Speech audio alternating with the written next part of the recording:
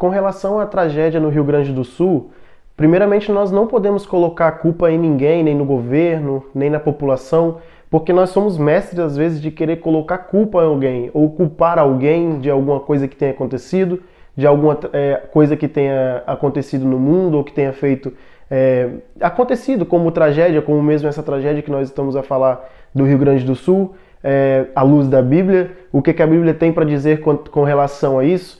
E eu quero ler um texto que diz sobre o que as pessoas às vezes querem culpar alguém. Às vezes nós queremos culpar as pessoas com relação a alguma coisa que acontece, e a Bíblia também fala sobre algumas pessoas que fizeram isso. Em João, no capítulo 9, versículo 2 e 3, a Bíblia diz assim: "E os seus discípulos lhe perguntaram, dizendo: Mestre, quem pecou, este ou seus pais, para que nasceste cego? Jesus respondeu: Nem ele pecou e nem seus pais, mas foi assim para que se manifestassem nele a obra de Deus."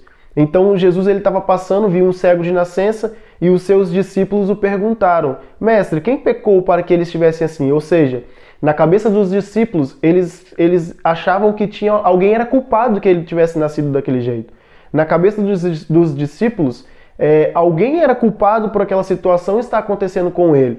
Como hoje em dia também no Rio Grande do Sul. Às vezes nós nos perguntamos, ou às vezes algumas pessoas se perguntam ou diz: olha, quem pecou? A população talvez não jogou lixo em algum lugar que tapou os bueiros, e a água subiu, ou então o governo que não viu para aqueles rios que ia encher se desse muita chuva. Então, nós sempre queremos culpar alguém nessa situação. Só que, como a própria Bíblia diz, que os discípulos perguntaram para Jesus, e Jesus deu uma resposta para eles dizendo: não, nem eles pecaram, nem ele pecou e nem os seus pais pecaram, mas que fosse assim para que se cumprisse nele as obras de Deus.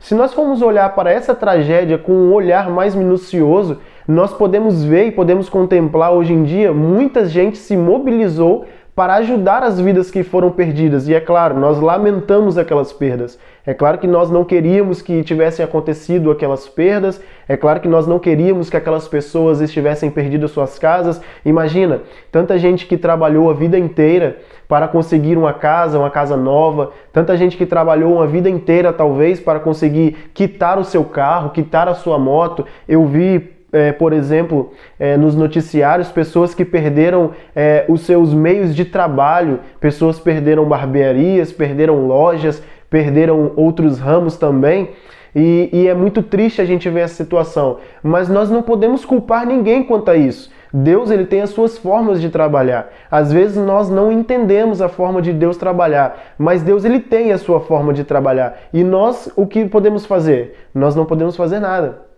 Nossa, é claro que eu queria estar lá para ajudar, é claro que eu sei que você também queria estar lá para ajudar, você com um coração bom, é claro que você lamenta aquelas perdas e queria sim ajudar aquelas pessoas, como eu também gostaria de estar lá, mas a única coisa que nós podemos fazer em meio a essa tragédia, em meio a tantas outras tragédias que acontecem no mundo, em meio a tantas outras tragédias que acontecem no nosso Brasil, que acontece aqui em Portugal, que acontece no mundo inteiro, nós devemos primeiramente, antes de querer culpar alguém, ou antes de querer dizer isso ou aquilo sem entendermos a real situação, a primeira coisa que nós devemos fazer é confiar em Deus. Porque Deus, ele tem os seus meios de trabalhar. Deus, ele tem os seus meios de fazer. E quem somos nós para dizer o que Deus deve fazer, ou como Deus tem que trabalhar, ou como Deus tem que agir? Nós não somos nada, nós não somos ninguém para fazer isso. É claro que nós não somos.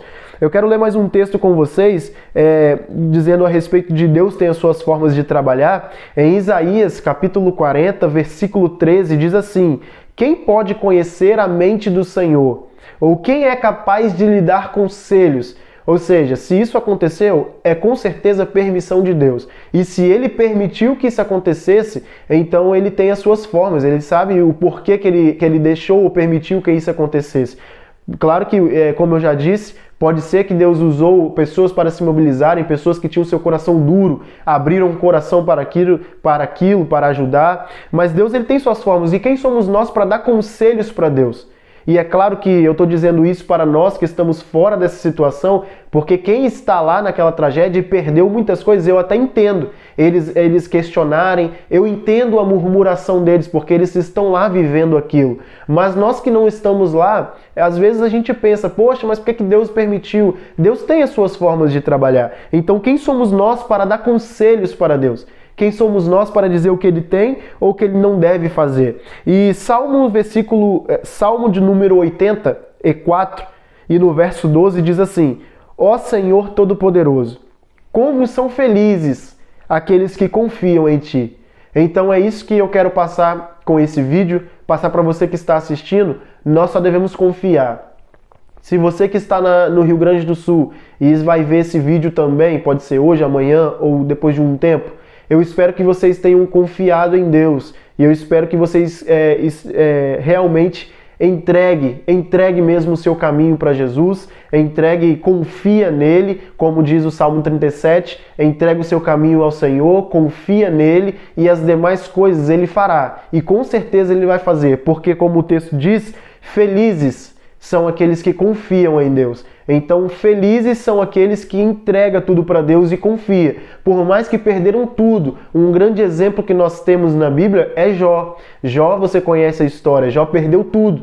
Perdeu a sua fazenda, perdeu o seu dinheiro, perdeu os seus 10 filhos, perdeu tudo. Jó perdeu tudo. Estava coçando o seu corpo com um caco de telhas, porque a doença também bateu na sua porta. E mesmo assim, Jó confiou em Deus. Mesmo assim, ele entregou o seu caminho a Deus e ele confiou. E realmente, Deus restituiu tudo aquilo que Jó perdeu e ainda em dobro, como diz a sua própria palavra. Então nós cremos que assim também irá acontecer no Rio Grande do Sul, assim também irá acontecer com aquelas pessoas que confiam. O nosso dever é confiar em Deus.